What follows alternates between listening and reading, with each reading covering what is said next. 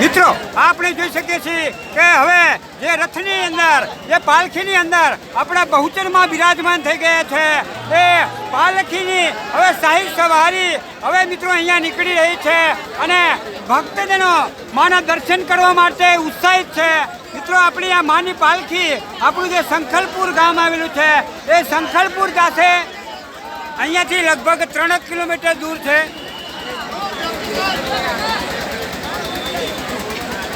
મિત્રો આપણા જે લાલ ટી શર્ટ વાળા યુવાન મિત્રો છે ગામના મિત્રો હવે અહીંયા પાલખી લઈ લીધી છે અને ધીરે ધીરે હવે આગળ વધી રહ્યા છે. મિત્રો આ નવી પાલખીમાં આપણા બહુચરમાં બિરાજમાન છે અને હવે આ માને અહીંયા ફૂલોથી વધારવામાં આવી રહ્યા છે. આપણા લાલ ટી શર્ટ વાળા યુવાન મિત્રો છે કાયમિક તેમની સેવા હોય છે.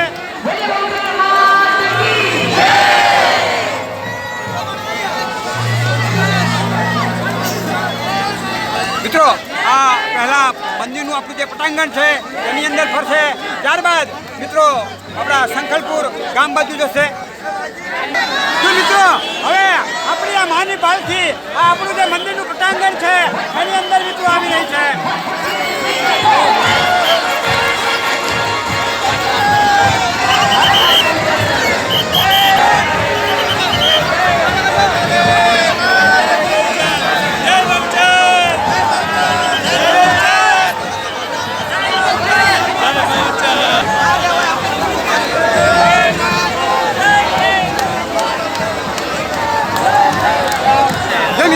આપણે જોઈ શકીએ છીએ કે હવે આપણી આ માની જે પાલખી છે એ આપણા મંદિરનું જે પટાંગણ છે એની પ્રદક્ષિણા કરી રહી છે અને હવે આપણો જે મેઇન ગેટ છે એ બાજુ મિત્રો આગળ વધી રહી છે. મિત્રો આપણે જોઈ શકીએ છીએ કે માની પાલખી હવે આપણો જે મેઇન ગેટ છે ત્યાં મિત્રો પહોંચી ગઈ છે અને આપણું જે સંખલપુર ગામ છે એ બાજુ મિત્રો આગળ વધશે. તો મિત્રો આપણે જોઈ શકીએ છીએ કે માની પાલખીના દર્શન કરવા માટે અત્યારે હાલ હજારો હરિભક્તો હવે અહીંયા આ મંદિરના ગેટની બહાર આવી રહ્યા છે અને આપણી આ પાલખી આપણે કીધું તે પ્રમાણે કે સંખલપુર બાજુ આગળ વધી રહી છે.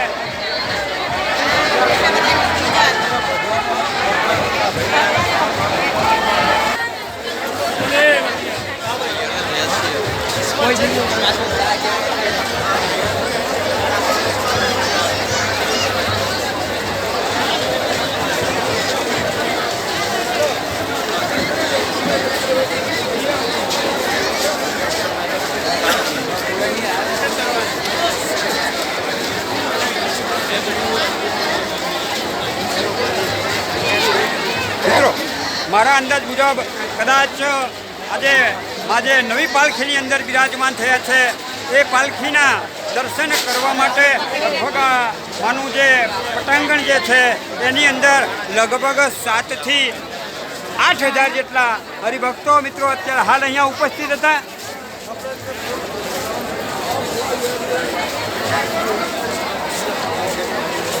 આ મેઇન ગેટના મિત્રો દર્શન થઈ રહ્યા છે.